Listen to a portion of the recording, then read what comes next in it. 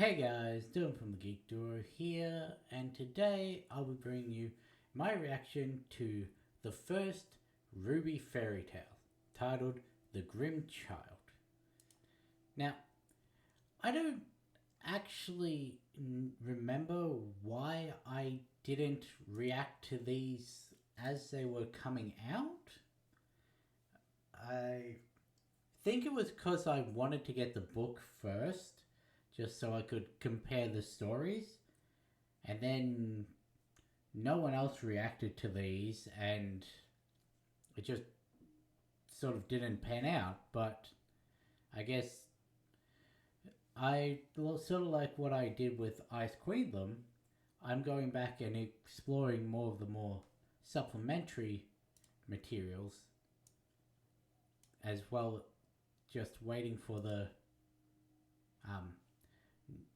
any announcements to come out after they've said that they're axing Rooster Teeth. But yeah, so I do now have the book. I've read a couple of these, and also I listened to Phoenix break down all the stories. So I do have a fair recollection of some of these stories, and I am surprised at what ones they chose over what ones they decided to leave out, because there's one in here that we've already seen, and yet there's one that I deem as important that isn't in this. So yeah, it's just interesting what they've chosen versus what they didn't. Anyway, the synopsis for this first episode is: Grimm are walking horrors that roam the wilderness, but there are some that bring the terror closer to home. And let's get this started in 3, 2, 1, go.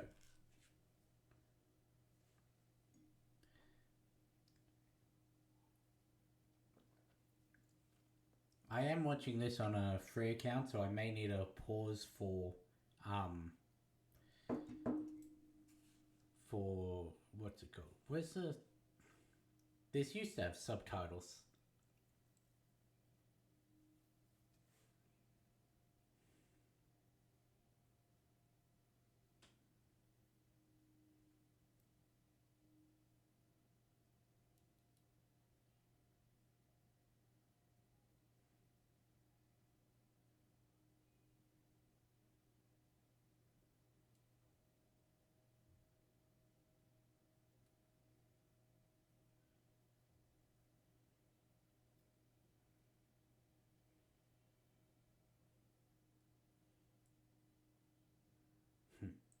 Poppy and Oak. Yeah, she sort of looks like the main character from Noma Out of Nowhere. What was her name again? Not the same thing. Let's look at my dad and his sister.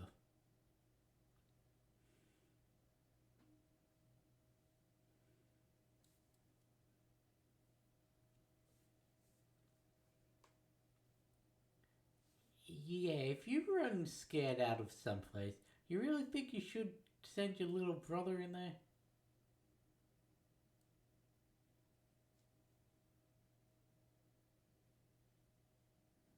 He's dead. Okay, not quite dead.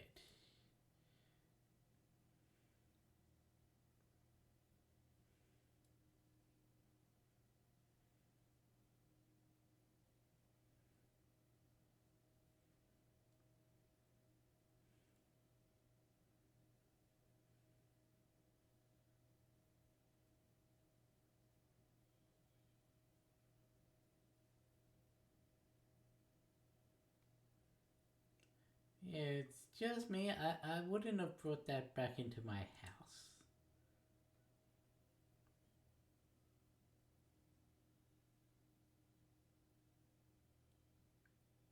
Especially in a world like this.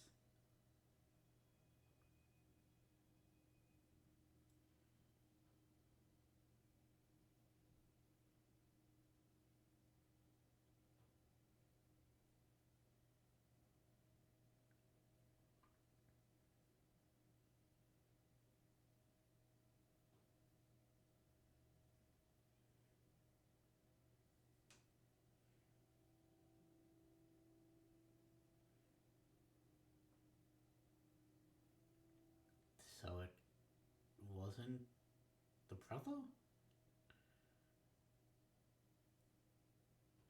Did he like pass on to the kid with glasses?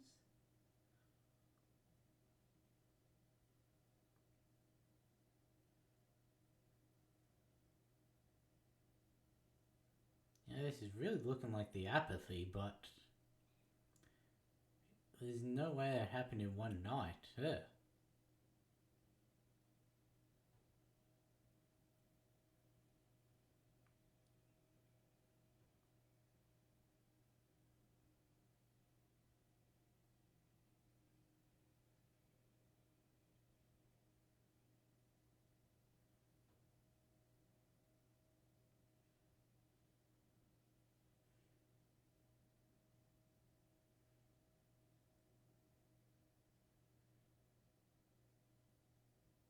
It's fair.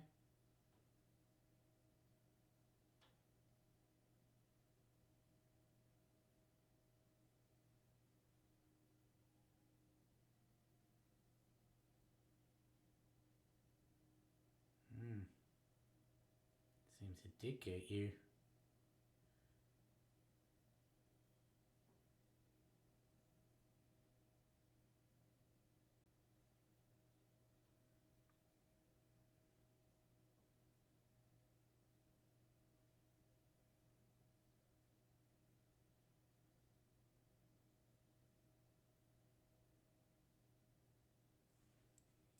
Hmm. You know, I did not remember that one. That was a very creepy way to start it. With this sort of grim zombie thing. Um, was that was it a ghost? No, because I think ghosts can only possess well, inorganic, meaning non-living materials, and also no like reference of almost like Salem with the pale skin, the veins, and all of that. I'm confused. So, was it just going in a cycle around and the last one was coming back for her? Or. Because it was weird that the guy with glasses, who we saw the glasses but not the body, and they seemingly smashed the window while she was there, was under her bed, so. It's weird. Or did it start with her and everything after that was in her head? Now, but then why would her brother have gone into the forest and all of that? Huh.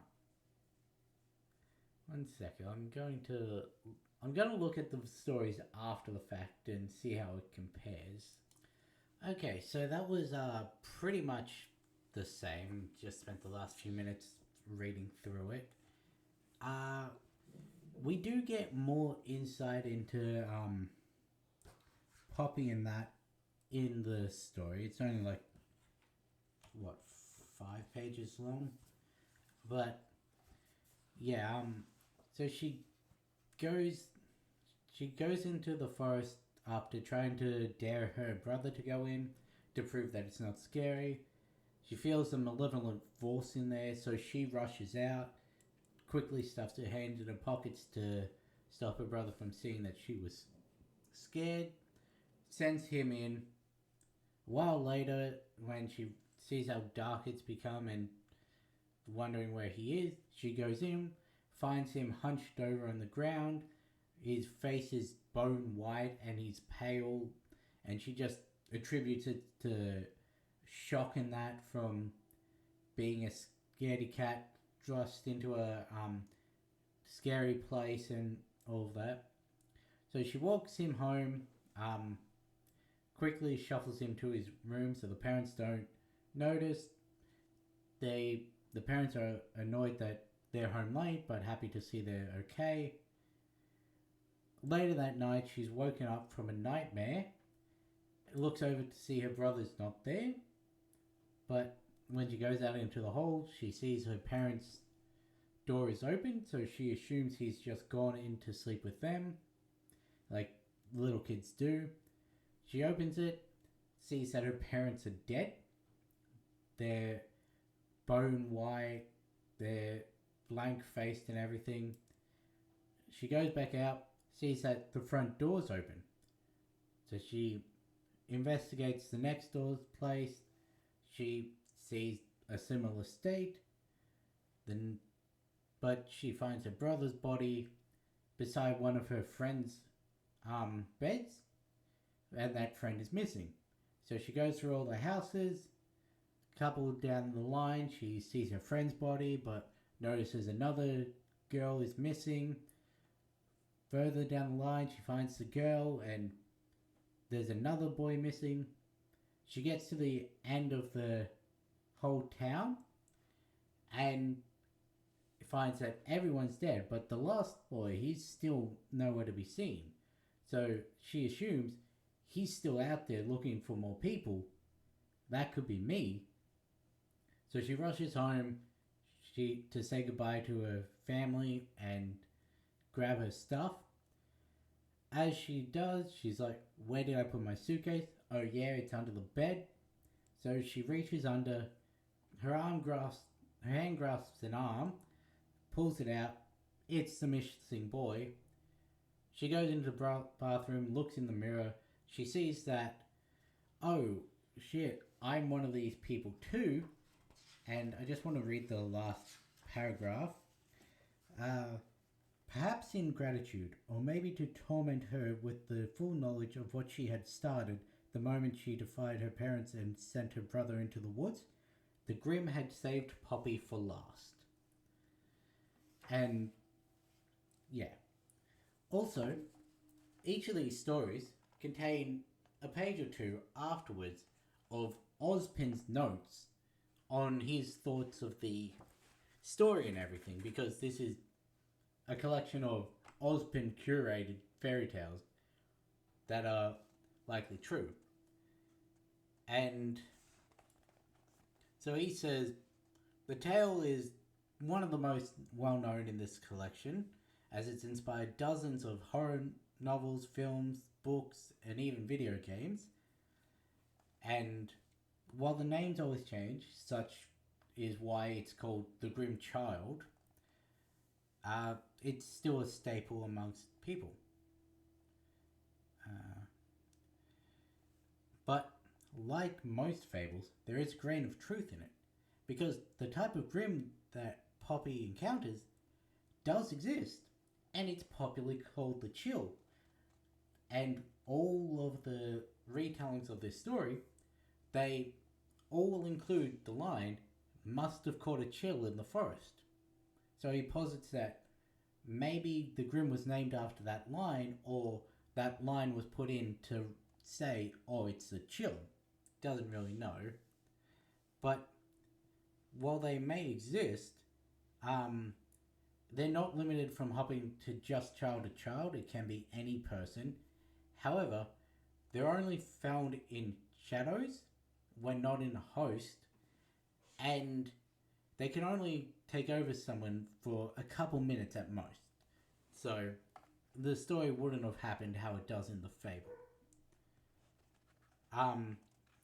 He also notes that there's a party game called The Chill, which is basically werewolf. However, you may be relieved to know that the chill in a human cannot speak or act normally. Or if it can speak, it just repeats the same words over and over again, that being the last thing the person said before they died. Which is basically the Vashta Narada from Doctor Who.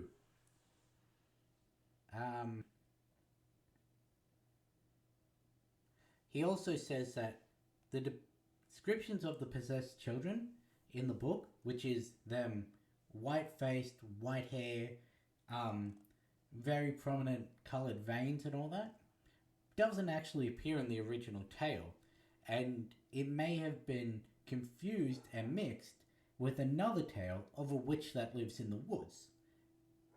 And he says purists may resist my decision not to separate the traditional tales, but this is a case in which the popular version is so familiar and beloved that it has become almost canon. It also fits with our natural inclinations to expect and hope that evil within be easy to recognize, rather than accepting that evil can lurk behind any face. Alas, we are often slowest to see the darkness within ourselves. Which was the last line in the episode.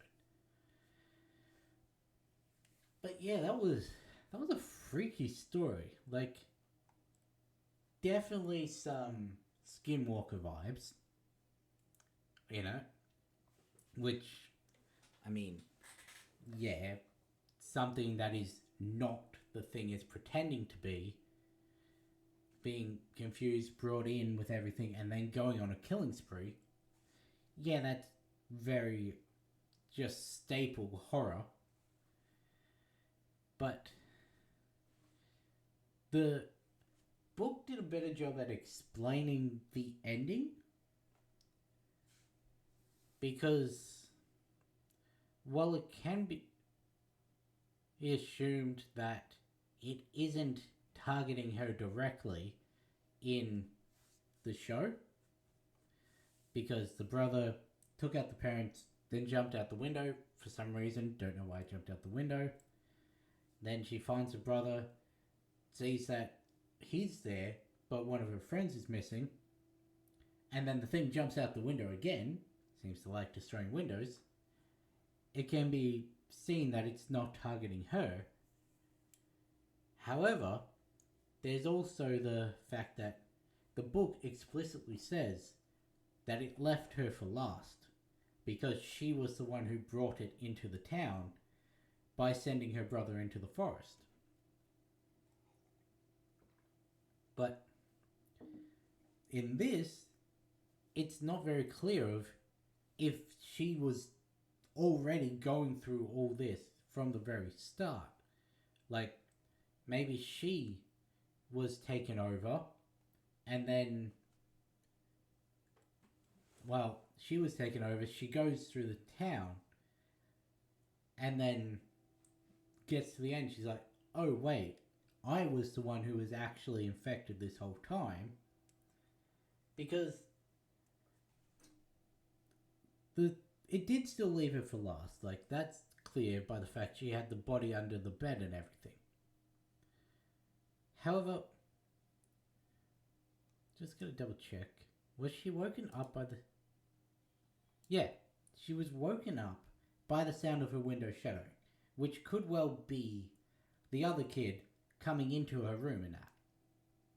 But what broke the window at the other kid's house? Like, she was already possessed at that time when she was going through all the houses. So what broke the window there? Huh. It was a pretty good translation. I feel they could have made it more clear, the ending there, but... Oh. Also, I swear the Rooster Teeth site used to have subtitles. Oh well. Anyway, I've managed to turn a 5-minute episode into 4 times that length, so I'll catch you in the next one.